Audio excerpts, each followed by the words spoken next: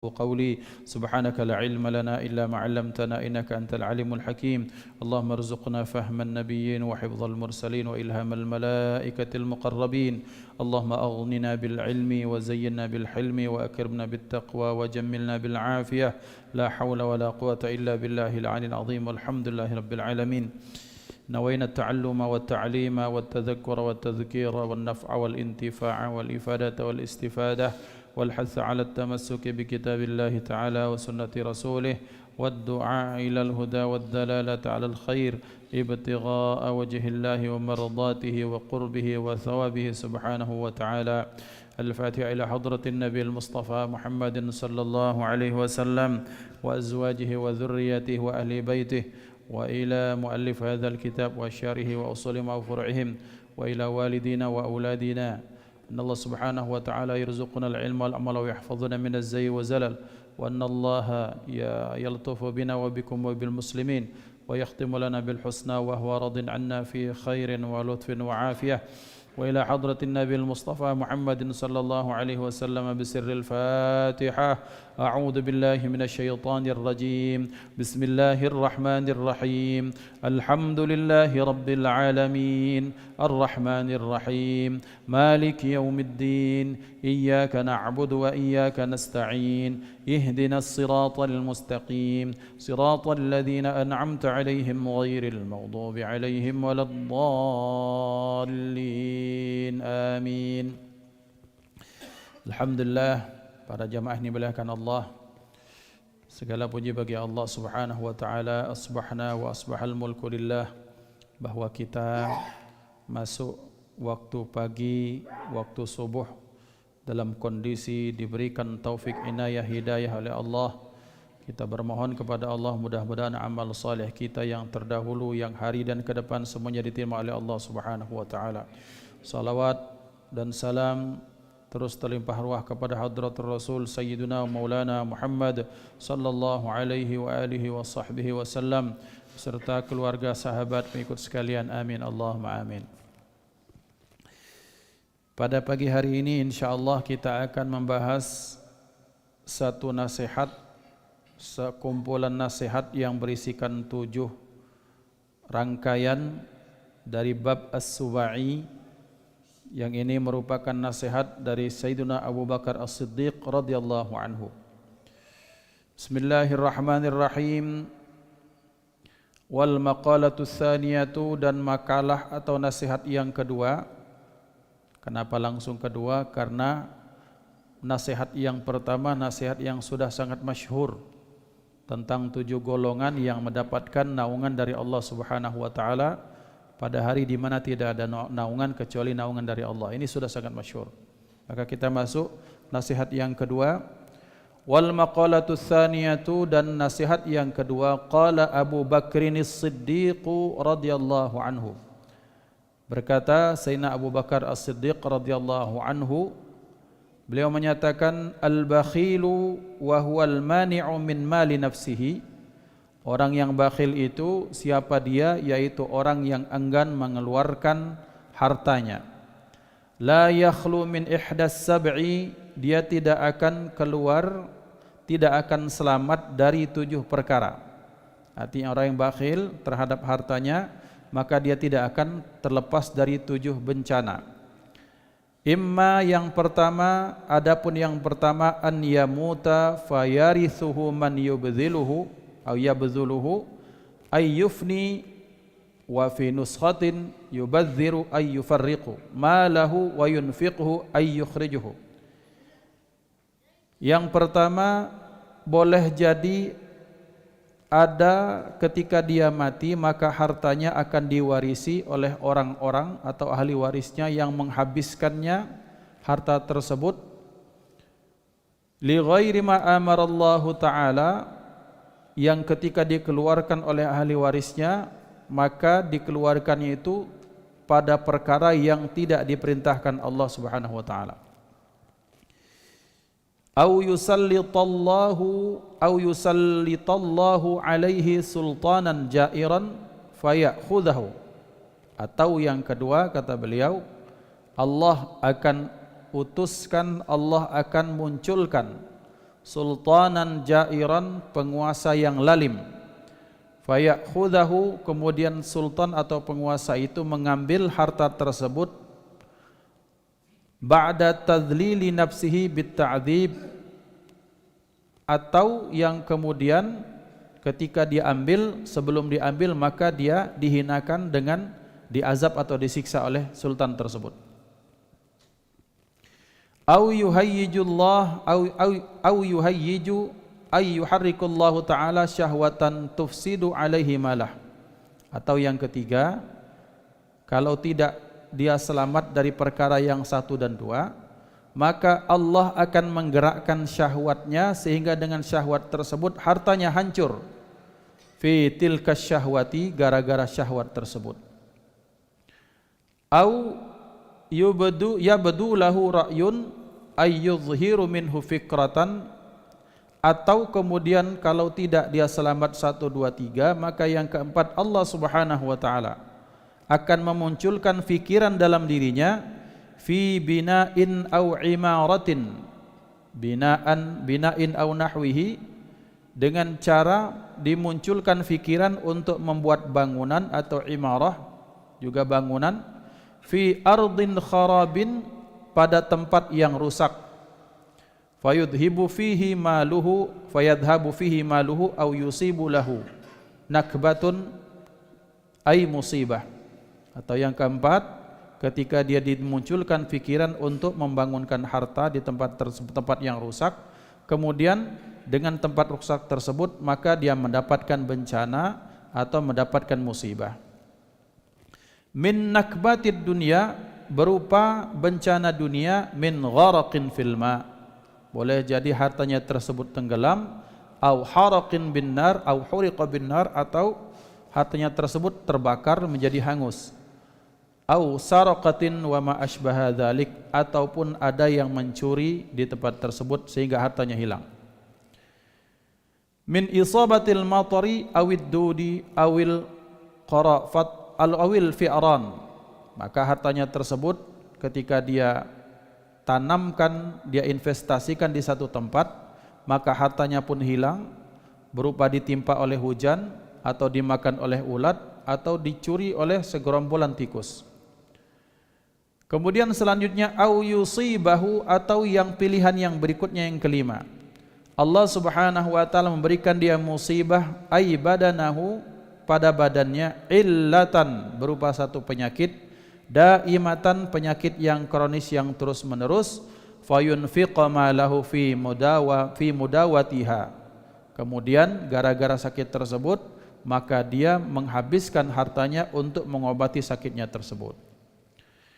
Au yadfunahu, atau ketika tidak dia selamat dari hal tersebut, maka dia dengan bakhilnya tersebut menyimpan hartanya tersebut fi mawdi'in minal mawadi', di satu tempat dari sekian banyak tempat, fayansahu fala yajiduhu, maka kemudian dia lupa dengan harta yang dia simpan, maka dia tidak dapatkan.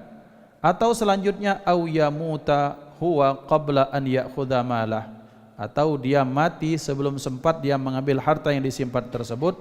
Wala ya'rifu ahadun mawdi'a dzalikal mal, maka tidak ada seorang pun yang tahu di mana dia pendam hartanya. Maka kemudian dikatakan oleh Sayyidina Abu Bakar Siddiq, fahadhihi kulluha musyahadatun bainan nas, a'udzubillah minal bukhul. Maka ini merupakan satu gambaran yang terjadi di tengah manusia, dan na'udzubillah, mudah-mudahan Allah Subhanahu wa taala menyelamatkan kita dari hal tersebut. Ikhwah yang dimuliakan Allah, pada pagi hari ini kita diajari oleh Sayyidina Abu Bakar As-Siddiq tentang bahayanya sifat bakhil terhadap harta. Pertanyaannya adalah, mengapa orang bisa sampai ada orang yang bakhil? Maka jawaban dari sekian banyak jawaban, salah satunya adalah karena orang yang bakhil memandang harta dengan pandangan yang memuliakan. Artinya pandangan membesarkan, mengistimewakan, sehingga barang tersebut, benda tersebut, harta tersebut menjadi istimewa, sehingga dia enggan atau berat untuk mengeluarkannya. Padahal kalau kita tahu, kalau kita sadar bahwa sesungguhnya harta ini kan merupakan pernak-pernik dunia, komponen-komponen dunia yang kalau kita sadar dari kata dunianya saja, dikatakan ulama, dunia itu salah satu akar katanya dari kata-kata duna atau daniun, sesuatu yang rendah, sesuatu yang hina. Nah, kalau sudah sesuatu yang rendah dan hina, tetapi ternyata kita memandangnya menjadi pandangan yang memuliakan, pandangan yang mengistimewakan, maka dia akan jadi istimewa di mata kita. Sebaliknya, ketika sesuatu tersebut yang istimewa, tapi karena kita tidak memuliakannya, maka menjadi tidak mulia dalam pandangan kita. Mana contoh? Kita punya mushaf. Mushaf itu kalau kita anggap biasa saja, maka perlakuan kita biasa saja.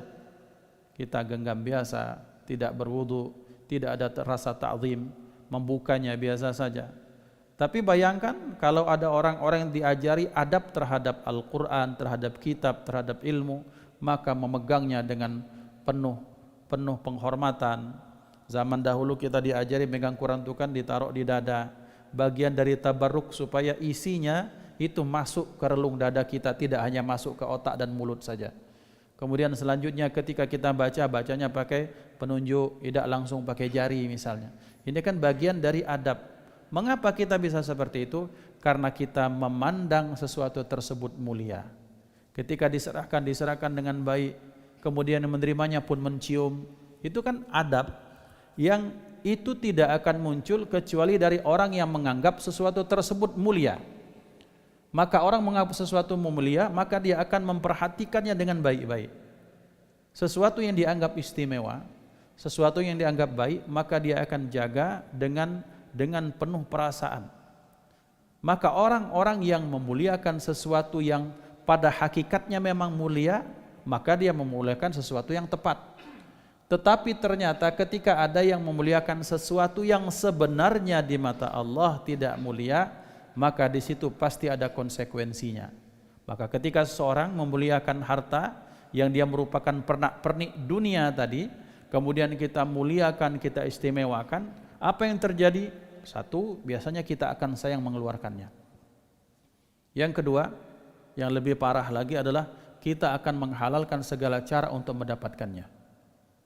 Oke, ikhwan dimuliakan Allah, lihat betapa mengapa dunia ini dengan pernak-perniknya, entah itu namanya harta, entah itu namanya jabatan, pangkat, kekuasaan segala macam. Mengapa orang rela sikut kanan, sikut kiri, injak-injak yang bawah, jilat-jilat yang atas? Karena dia menganggap bahwa jabatan, bahwa harta, bahwa kekuasaan itu merupakan sesuatu yang mulia. Padahal sebenarnya sesuatu tersebut ya biasa saja. Para zaman dahulu, para sahabat Sayyidina Abu Bakar As-Siddiq yang memberikan nasihat ini.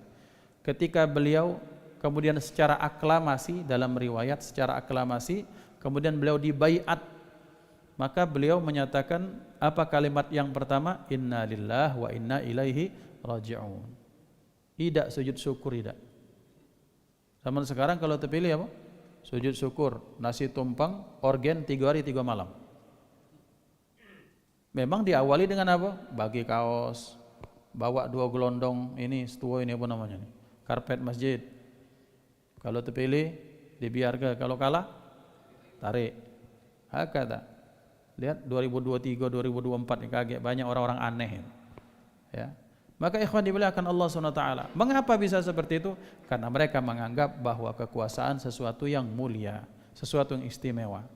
Tetapi bagi para sahabat tabi'in salafun as-salih, maka mereka menjadikan itu bagian dari musibah, sehingga muncul kalimat inna lillahi wa inna ilaihi raji'un.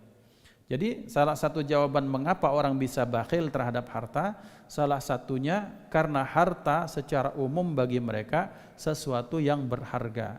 Sehingga ketika muncul, dititipkan, diberikan Allah sesuatu yang berharga tersebut, dia merasa berat untuk mengeluarkannya.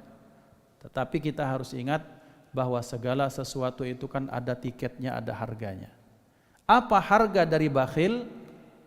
Apa harga dari kebakhilan seseorang terhadap hartanya? Maka kata Sayyidina Abu Bakar As-Siddiq, Sayyidina Abu Bakar As-Siddiq ngomongnya ini kan bukan ngomong-ngomong kosong, tidak. Beliau berguru dari gurunya, kekasihnya baginda Nabi Muhammad sallallahu alaihi wasallam. Jadi ilmunya sahabat itu ya ilmunya Rasulullah. Ilmunya Rasulullah, ilmunya Allah Subhanahu wa taala. Jadi artinya para sahabat adalah orang-orang yang menyaksikan wahyu turun, kemudian wahyu turun terkadang menjadi penyebab, mereka menjadi penyebab dari wahyu itu turun, dan mereka mendapatkan penjelasan yang langsung dari manusia yang dititipkan wahyu kepada beliau. Jadi bayangkan, kita ini belajar sudah berapa generasi ikhwan? Kita ini generasi mungkin generasi yang ke-40 sekian mungkin, kalau tidak disebut sebagai 35-36. Nah, penjelasan seperti ini itu terus menerus itu sudah ada dari zaman dahulu ke atas. Mengapa? Sampai kepada Sayyidina Abu Bakar As-Siddiq, karena beliau mendapatkan ilmu dari baginda Nabi Muhammad sallallahu alaihi wasallam. Maka beliau menyatakan ada 7 kemungkinan bagi orang yang bakhil terhadap harta, enggan mengeluarkan, sayang sehingga jadi bahasa kami itu kedekut, bedepit, bahasa apalah bahasanya. Ya, kalau bahasa Padangnya apa tak ngerti. Ya, ada pengetat, intinya ketat itu pengetat sudah. Ketabasa biasa sudah sadar Palembang, ketabasa Labu Pahit. Seluang dalam bolu ndak yang uang ndak galeng tubuh. Itu jurang pegagan. Ya. Kata Sayyidina Abu Bakar Siddiq bahwa al-bakhil, orang yang bakhil itu tidak akan pernah lepas dari 7 kondisi. Apa 7 kondisi? 1, sayang nian dengan harta, ndak dikeluar-keluarga. Mobil tidak dipakai untuk pengajian, harta disimpan. Kemungkinan pertama kata beliau, yang pertama dia mati, dan ketika mati harta yang disayang tersebut ternyata diperbutkan oleh anak ahli warisnya dan diperbutkan dengan cara yang tak baik, dan ketika sudah didapat dikeluarkan pada sesuatu yang bukan pada semestinya. Tak usah diceritakan siapa pelakunya. Terjadi di tengah masyarakat, soge masya Allah, kayanya minta ampun. Tapi karena anak ahli waris tidak diajari tentang hakikat harta, tidak diajari tentang ilmu, tidak diajari tentang adab, belum bapak mati, bapak masih di ICU, sudah ada yang nyago pakai parang melintang depan kamar bapaknya, yang masuk ke tebas. Apakah terjadi? Terjadi. Tak ngesahkan orang sanak kami dewek. Artinya itu, dan ini al-waqi', suatu realita yang terjadi di masyarakat semuanya. Entah dia agama apapun, ketika orang bakhil, hukum ini mesti berlaku. Maka ikhwan dimuliakan Allah, orang bakhil itu kan saking sayangnya bahkan terhadap dirinya sendiri dia tidak menyayangi, saking cinta pada harta. Ngapo makan tahan nasi dengan kerupuk we, demi baca beli kunyit itu emas maksudnya, disimpan dijengoi dalam berangkas, buat kode segala macam. Apakah dia akan awet? Mungkin dia awet sampai 90 tahun, tapi tidak akan sepanjang umurnya tidak akan sepanjang emas. Maka dikatakan para ulama, dunia ini kalau tidak engkau meninggalkannya, maka dia meninggalkanmu. Maka sampai di genggaman kita, anggaplah ini harta, saya tahan sampai saya mati, maka tidak akan mungkin saya akan masuk ke liang kubur. Setelah ini pena ini akan diperebutkan oleh ahli waris. Dan kalau sudah diperebutkan, nanti ikhwan, kita sedih kalau kita tahu ternyata yang ini dipakainya untuk ini, dipakai untuk ini, dipakai ini. Maka salah satu ilmu yang mesti diajarkan seorang orang tua atau orang-orang yang alim kepada masyarakat sekitar atau ada anak-anaknya bagi orang tua, apa ilmu tentang bagaimana cara mentasarrufkan harta waris, bagaimana cara menghabiskan harta waris. Mengapa? Sifatnya karena memang dalam hukum alam ya, hukum sunnatullah, sesuatu yang didapat dengan mudah itu biasanya mengeluarkannya mudah dan menghabiskannya mudah. Itu kalau dia tidak punya ilmu tentang harta, tentang cara menghabiskan harta waris. Tapi kalau ada orang yang dia belajar tentang hakikat bagaimana harta waris merupakan amanah orang tua, dia akan menghabiskannya untuk memanjangkan pahala orang tuanya. Ngapo gampang habis? Kadang memang tidak nyari, Pak. Anak-anak tinggal, wah ini dapat sekian. Fulan bin Fulan dapat 500 juta. Fulan dapat 250 juta. Berdebok bahasa gitu. Tinggal plek nyampak. Oh, karena dia mudah langsung dihabiskan, habis itu selesai. wala asapnya tidak kelihatan lagi. Maka ikhwah, orang-orang yang bakhil terhadap hartanya, satu kemungkinan yang pertama, maka hartanya akan diperbutkan, dan ketika diperbutkan akan dikeluarkan pada sesuatu yang bahkan itu bukan dalam jalurnya Allah Subhanahu wa taala. Lah banyak cerita, tidak usah diceritakan. Dalam kehidupan kita masing-masing, di dusun kita masing-masing, di kampung, di kota kita masing-masing, di sekitar kita masing-masing, kita pasti sekali minimal itu pasti mendengar tentang cerita orang rebut atau waris. Na'udzubillah, tsumma na'udzubillah. Maka kalau tidak, ternyata tidak terjadi yang pertama, kata beliau, maka yang kedua, au yusallitallahu alaihi sultanan ja'iran fayakhudhahu ba'da tadlili nafsih. Kalau tidak yang terjadi yang pertama, maka terjadi kemungkinan yang kedua adalah ini harta akan dirampas oleh penguasa yang lalim. Tahan dia sama hartanya. Oh, dia sudah jaga-jaga. Kemudian untuk kebakhilan itu artinya seperti ini.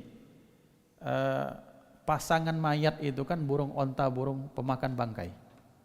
Sebagaimana pasangannya bunga itu adalah lebah yang menghasilkan madu.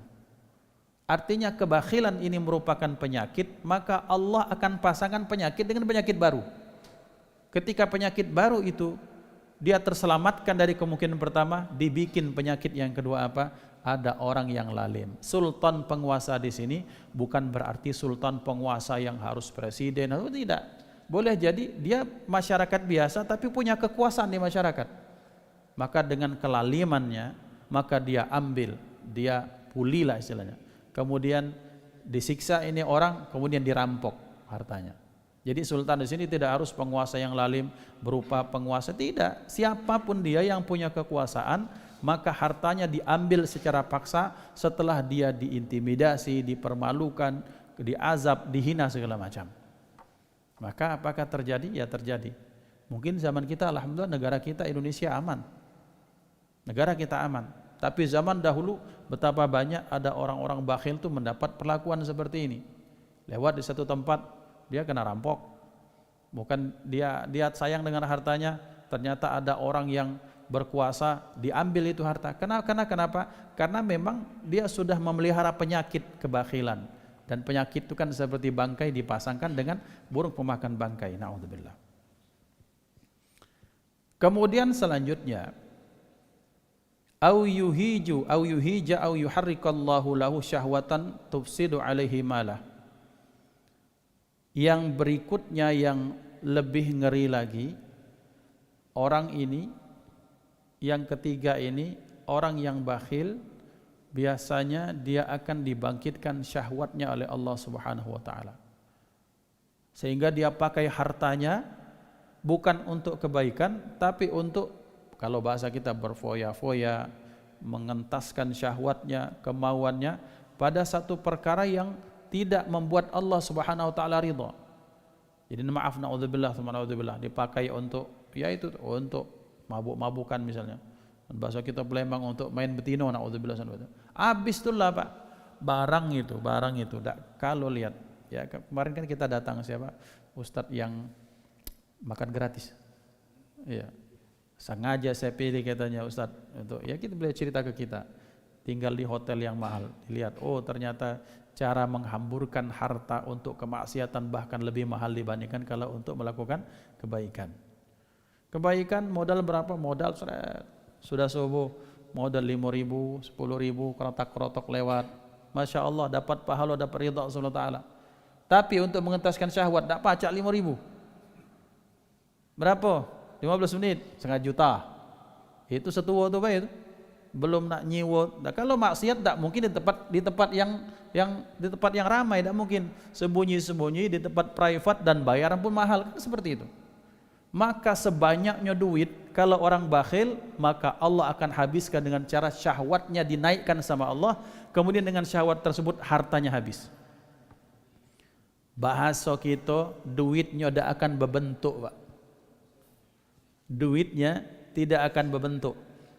Kenapa tidak berbentuk? Ya habisnya untuk sesuatu yang dimurkai Allah Subhanahu wa taala.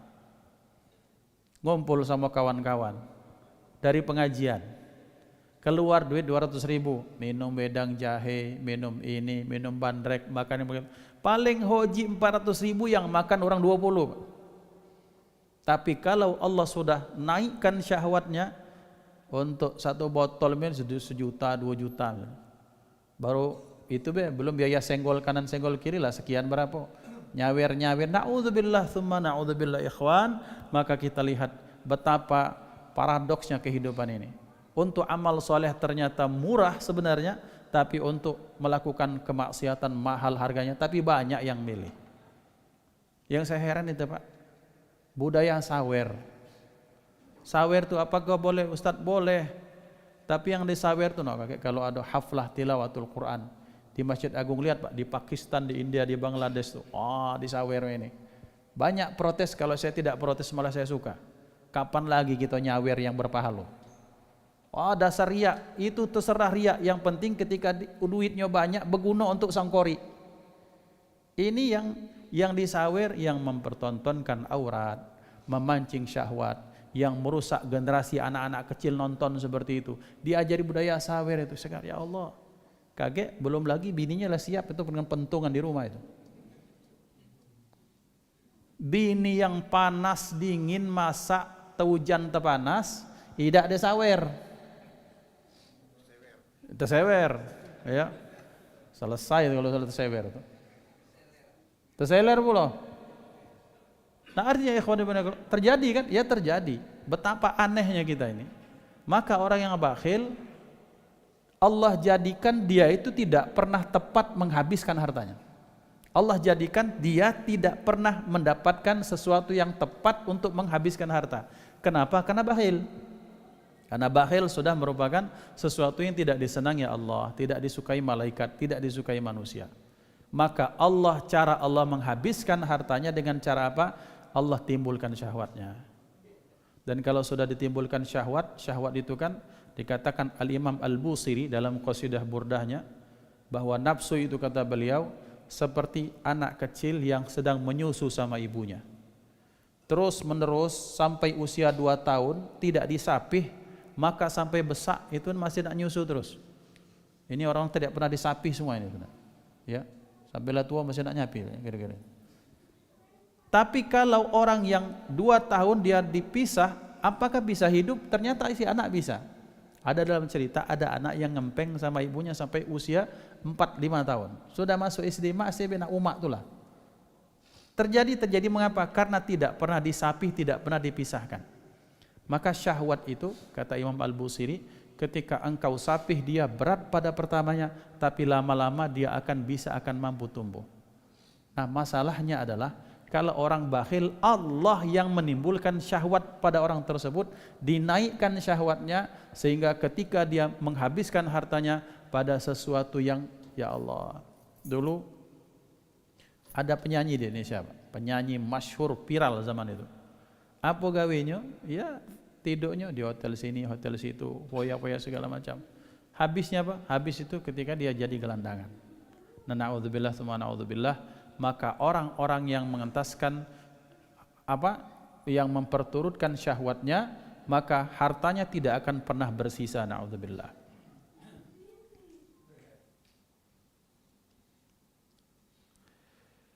Kemudian selanjutnya, kalau tidak 1, 2, 3, maka yang keempat, au yabdulahu ra'yun ayyadhharu minhu fikratun fi bina'in aw imaratin fi ardi kharabin fayadhhabu fihi maluhu aw yusibu lahu nakbatun.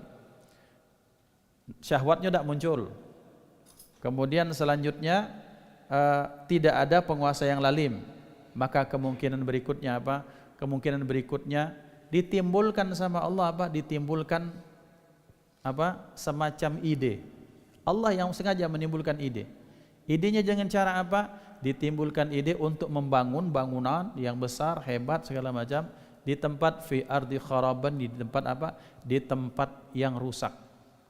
Maksudnya yang berpotensi tempatnya tidak aman, kriminal, kemudian tempat tersebut secara kontur tanah tidak kuat, sehingga akan muncul bagi dirinya satu ide untuk mendirikan bangunan tempat di rumah, di satu tempat, di satu tanah, di satu daerah yang tidak aman. Baik tidak aman pada posisi kondisinya maupun dalam aspek pertanahannya misalnya. Maka ketika dia membangun tersebut, maka harta tersebut boleh jadi ditimpa oleh hujan sehingga dia longsor. Yang disayang-sayang tadi. Atau kemudian ini Pak, datang pengurus Masjid Baitur Rahman, datang rumah zakat, datang rumah anak yatim, datang pesantren-pesantren, mengajukan proposal, tidak pernah dapat, tidak pernah pelos, disimpan itu uang. Maka karena saking sayangnya, sudahlah, saya mau bikin investasi, saya mau bikin rumah, bikin villa, artinya untuk dirinya sendiri. Di mana? Ditaruh di tempat. Ternyata Allah munculkan pikiran tersebut untuk bangun. Biasanya villa kan jarang di tempat yang ramai, tempat-tempat sepi, di lereng-lereng gunung. Itu mubazir. Setelah mubazir apa? Kena longsor, jeblok, habis hartanya hilang. Atau kanyot, atau kena gempa bumi. Ustadz, berarti yang kena gempa bumi itu balak? Belum tentu. Tapi dalam kasus orang bakhil, maka Allah akan munculkan ide pemikiran seperti itu. Sehingga hartanya itu tak sempat dicicipi oleh dia secara sempurna, juga tidak bermanfaat untuk orang banyak. Dia tidak teraso, dia orang banyak tidak teraso. Siapa yang teraso? Alam semesta yang merasakannya. Ditenggelamkan. Ataupun kalau selamat ternyata dibikin di mana? Dibikin di tengah keramaian, konslet segala macam. Kemudian apa? Kemudian kebakaran. Ikhwan dimuliakan Allah, kan ada proyek di Jakarta ada selesai. Itu kita takut jangan-jangan gara-gara bakhil juga tuh, naudzubillah. Kalau tidak bakhil berarti dia mendapatkannya dengan sesuatu yang tidak dihalalkan Allah. Ya proyeknya dulu, saya pindah dari Jakarta ke kota ini, kan udah tahu itu, kemarin sempat ribut. Nah ikhwan dimuliakan Allah, jadi ketika dia membangun satu aset, satu bangunan, rumahkah, vilakah segala macam, oke, tempatnya kami ini Ustadz aman, Sumsel ini tidak ada gempa, bukan uratnya gempa, bukan ring of fire-nya, kemudian tidak pernah terjadi kebakaran, tidak pernah terjadi longsor. Yang keempat apa? Banyak orang maling. Ada. Bakhilnya minta ampun, dia investasi ke satu kampung, dia beli ternak yang banyak untuk penggemukan sapi, kaget dia, untuk dia juga duitnya. Ladak katik kebakaran, katik kebanyakan segala macam, habis dia tetap orang. Terjadi Pak. Oh kalau sudah di daerah-daerah dalam tuh, sekarang tuh sudah bukan sapinya yang ditarik Pak. Eksekusi di tempat, subuh-subuh tinggal kulitnya Pak. Kulit sapi. Dengan isinya, daging, tulang, kepala segala macam lah hilang kalau. Hebat sekarang Pak. Ya. Jadi hebatnya orang bakhil, yang mencurinya juga lebih hebat lagi. Juaro Pak, mau lawan juaro. Namanya bela juaro. Kemudian selanjutnya, selamat dia dari hal-hal tersebut, dari pencurian, kebakaran, longsor, tenggelam.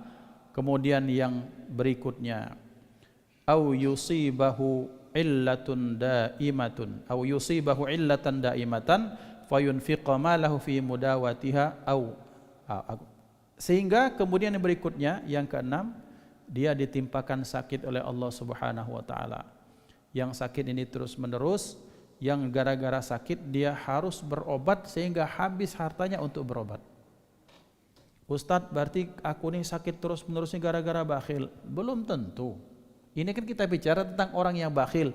Dari segala kemungkinan yang sebelum-sebelumnya, maka kemungkinan berikutnya adalah orang yang bakhil akan ditimpakan sakit oleh Allah Subhanahu wa taala.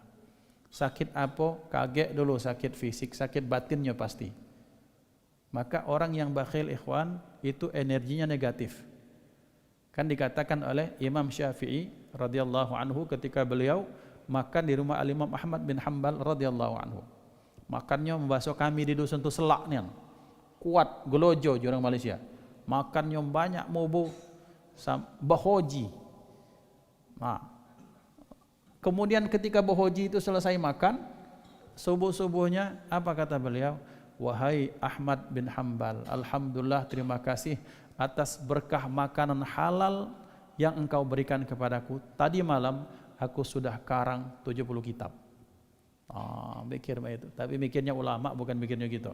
Mikirnya kita kan, ini Argentina, Perancis ini berapa ini? Gitu mikirnya kita. Ya. Tapi mikirnya ulama selesai. Nah, apa dilanjutkan kata beliau? Fa inna ta'amal karimi dawa. Karena sesungguhnya makanan yang disajikan orang yang dermawan itu akan jadi obat. Obat apa? Obat batin, obat penyakit dari penyakit hati. Wa inna ta'amal bakhili da, sementara makanan orang bakhil itu akan jadi penyakit. Orang bakhil itu akan menjadi penyakit yang diberikan kepada kita. Penyakit apa? Penyakit batin. Kita akan terpengaruh. Makanya para ulama zaman dahulu kalau diundang makan tuh tidak pernah nolak, minimal secumpuk makan, ngambil tabaruk dari orang yang memberikan itu orang-orang yang baik. Maka orang yang bakhil, kemungkinan yang keenam, dia ditimpakan Allah satu sakit, yang sakit tersebut terus menerus tidak sembuh-sembuh, yang dengan sakit tersebut akan dikeluarkan hartanya banyak, habis. Bahkan saya dapat cerita dari Ustadz yang saya sering ceritakan juga di sini. Ada orang, masya Allah, kerjanya luar biasa, ya. 1 bulan gajinya itu berapa? 125 juta sebulan. Alah, banyak gaji. Masya Allah, terjadi betul-betul di kota besar itu biasa seperti itu. Tapi enggan zakat, bakhil, minta ampun, kikir, segala macam gak keluar. Maka Allah timpakan sakit kepala, sakit di otaknya itu. Kemudian berobatnya, biaya berobatnya 150 juta tiap bulan. Tekor jo. Iya, besar duit itu. Dalam pandangan kita besar, 120 yang besar, tapi ternyata iya, demandnya lebih besar. Permintaannya lebih besar untuk keluar. 150 juta. Tekor Selawi tiap bulan. Maka ikhwan ibadakallah, ngutang. Terjual barang. Artinya apa? Habis asetnya yang dia sayang-sayang, yang enggan dikeluarkan, enggan diinfakkan, ternyata tetap Allah punya 1000 cara untuk mengeluarkan dari kita. Maka kata ulama kira-kira seperti ini, keluarkan harta dengan cara yang disayang Allah, disukai Allah. Kalau tidak, maka Allah akan mengambil dari cara yang kita tidak suka. Tidak suka, dinjok penyakit, tidak sembuh-sembuh, tidak suka kita. Tapi Allah punya banyak cara untuk diambil. Lepas dari sakit, kebakaran tadi itu. Na'udzubillah, na'udzubillah. Kemudian selanjutnya yang terakhir, atau sakit tidak, dibangun di tempat investasi yang tidak aman juga tidak katik perampok, tidak ada perampok, tidak ada penguasa yang alim, kemudian dia sehat segala macam, kemudian akan ditimbulkan pemikiran, daripada takut kemalingan nak kusimpan baik, kedok lubang dalam-dalam, bini anak tak tahu, disimpan. Bedentum lewat berapa tahun lupa. Cara Allah kan gampang. Nah, barang tu di mana lah aku simpan. Tak dapat, tak bertemu. Sampai dia mati tak bertemu. Atau ketika dia ingat, tak sempat-sempat ngambil, jadi harta karun. Hakata. Jadi ikhwan dimuliakan Allah, jadi Allah tu punya banyak cara untuk menghabiskan harta orang bakhil. Sebagaimana Allah punya banyak cara untuk membalas kedermawanan orang-orang yang dermawan. Jadi intinya adalah kita mengetahui sebab-sebab dari kebakhilan seseorang itu, dampak buruknya, supaya kita diselamatkan dari penyakit ini insyaallah. Maka ikhwan dimuliakan Allah Subhanahu wa taala.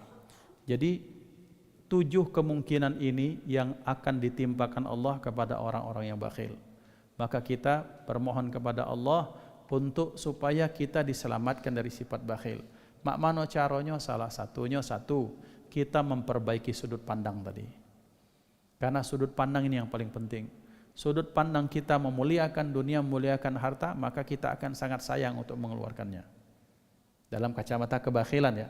Tapi kalau kita memandang harta adalah sesuatu yang mulia, yang kita berharap harta ini menjadi milik kita, dengan cara apa? Dengan cara diinfakkan, itu yang betul. Kan ada orang ini kan sudut pandangnya, ada yang sayang sama harta sehingga dia enggan mengeluarkan. Tapi ada yang sayang mengistimewakan harta sehingga harta ini dikeluarkan, diinfakkan. Kenapa? Karena dia tahu bahwa yang dikeluarkan, diinfakkan itulah milik yang sesungguhnya. Nah, orang-orang seperti ini adalah orang-orang yang sadar dan tahu hakikatnya harta. Maka berarti wajar kalau zaman dahulu ada orang yang sedekahnya jor-joran, kemudian dia berbaginya jor-joran, karena memang mereka tahu bahwa dia pengen menjadi sesuatu yang dititipkan di dunia itu betul-betul menjadi miliknya yang asli di akhirat. Kemungkinan harta itu kata Rasulullah ada 3. Yang pertama yang kamu makan habis, yang kamu pakai kemudian usang, kemudian yang kamu infakkan itulah yang akan kekal. Yang kita makan semahal-mahal makanan, tidak akan ada makanan yang awet di dunia ini. Habis di perut selesai. Masuk singkong keluar kuning, masuk tahu keluar kuning, masuk pempek belido harga 10.000 sekok itu tetap kuning juga keluar. Sama be berarti.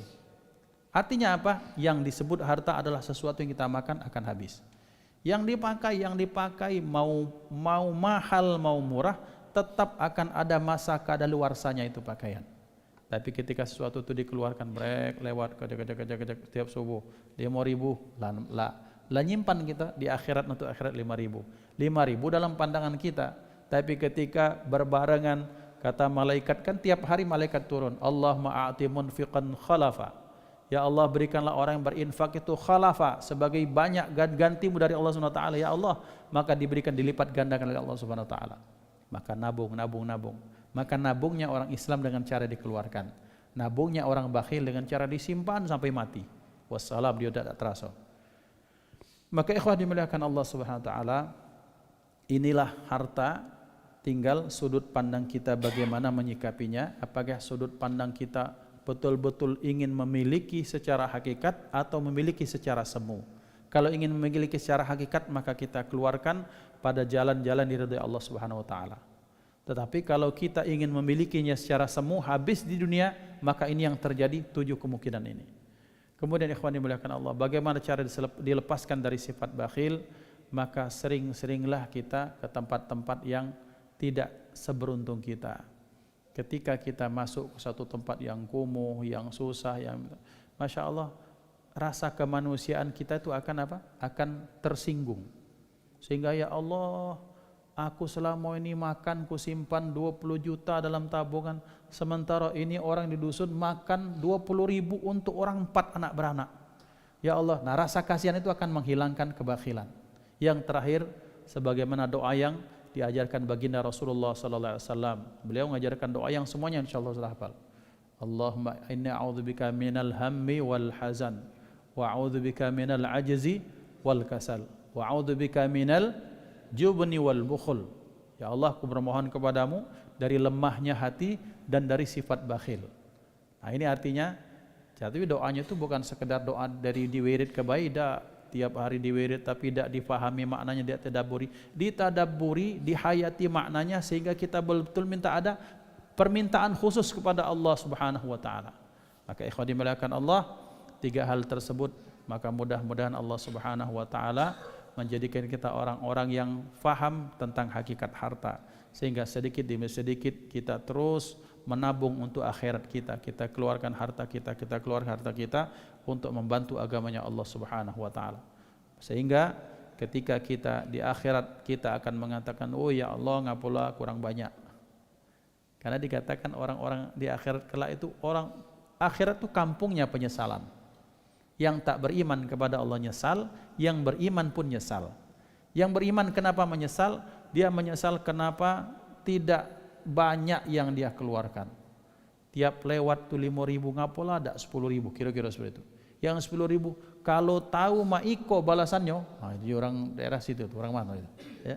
Kalau begini balasannya, maka saya tidak akan keluarkan sebegitu, ya Allah, saya akan keluarkan banyak lagi. Maka akhirat itu adalah kampung penyesalannya. Menyesal, kenapa? Karena ketika dikeluarkan sedikit, balasannya Allah sangat besar bagi orang-orang tersebut. Hakadha ikhwani muliakan Allah, mudah-mudahan Allah Subhanahu wa taala menganugerahkan, berikan istiqamah dalam kebaikan untuk kita.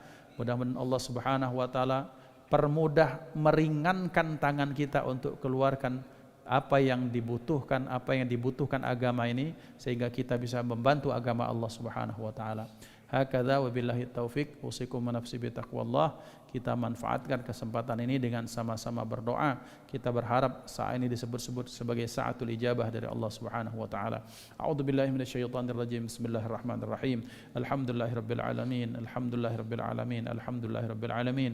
Allahumma shalli wa sallim ala sayyidina Muhammadin miftahi babi rahmatillah adada ma fi ilmillah salatan wa salaman daimaini bidawami mulkillah wa ala alihi wa sahbihi. Allahumma ja'al jam'ana hadha jam'an marhuma wa tafarruqana min ba'dihi tafarruqan ma'suma ولا تجعل فينا ولا منا ولا معنا شقيا ولا محروما اللهم اهدنا بهداك واجعلنا ممن يسارع في رضاك ولا تولنا وليا سواك ولا تجعلنا من خلف أمرك وعصاك وحسبنا الله ونعم الوكيل اللهم إنا نعوذ بك من الهم والحزن ونعوذ بك من العجز والكسل ونعوذ بك من الجبن والبخل ونعوذ بك من غلبة الدين وقهر الرجال اللهم أصلح لنا ديننا الذي هو عصمة أمرنا وأصلح لنا دنيانا التي فيها معاشنا وأصلح لنا آخرتنا التي إليها وفيها معدنا واجعل الحياة زيادة لنا في كل خير واجعل الموت راحة لنا من كل شر ربنا آتنا في الدنيا حسنة في الآخرة حسنة وقنا عذاب النار وصلى الله على سيدنا محمد وعلى آله وصحبه وسلم والحمد لله رب العالمين. Kita sempurnakan dengan kafaratul majlis. Subhanallah wa bihamdihi subhanakallahumma wa bihamdika asyhadu an la ilaha illa anta astaghfiruka wa atubu ilaik. Assalamualaikum warahmatullahi wabarakatuh.